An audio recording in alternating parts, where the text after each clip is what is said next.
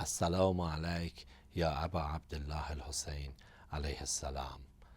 In the previous episode we discussed that based on the Ziyara Waris, the beginning of the Karbala starts with the beginning of the history, beginning of the human being.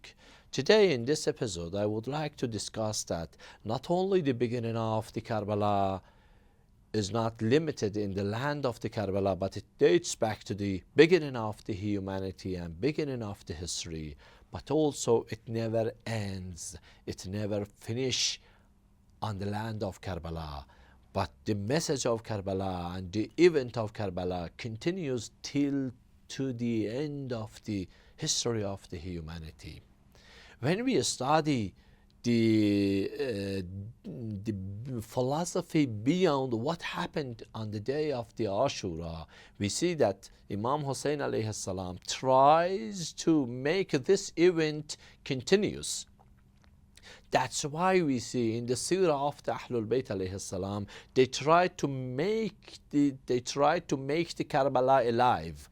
We see that we had many events during the history. But why Imam al-Baqir alayhi salam encouraged the believers and mu'mineen to go to the Karbala? Why Imam al-Askari alayhi salam says that one of the signs of the mu'min and believer is that to make the ziyarah of Arba'in, to go to the ziyarah of the Imam al-Hussein alayhi salam. We see that all a'immas and all the believers, they try to attach the heart of the believers to the heartland of the Karbala. The reason is that they try to make it alive.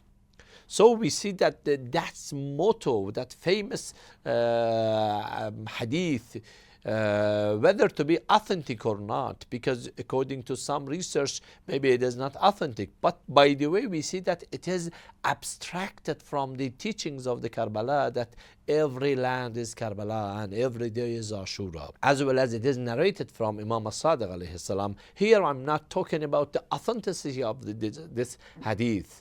I'm saying that when we see what happened on the day of the Karbala, they try to make it continuous. That's why Imam al-Mahdi alayhi salam, one of his very desire of him, one of very concern of him is the Imam al-Hussein alayhi salam. In next session I will discuss that how connection and relationship is between the Imam al-Mahdi alayhi salam and Imam al-Hussein alayhi salam, and it elaborates that the event of Karbala is very connected with the events in the future, with the event of the Dhuhur and the arrival of the Imam al-Zaman alayhi salam. So Karbala is not a project, is not an isolated event within the history, but also it is a process, starts from the beginning of the history and continues to the end of the history. So Karbala is battlefield between righteous and falsehood, between justice and injustice.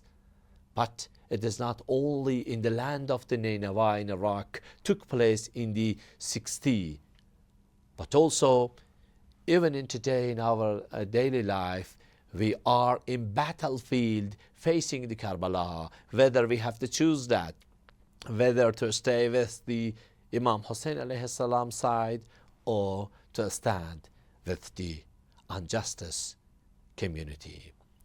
We have to select whether to stay with the troops of Imam Hussein alayhi salam or the troops of the Yazid, because Karbala never ends on the day of the Ashura and on the land of the Karbala.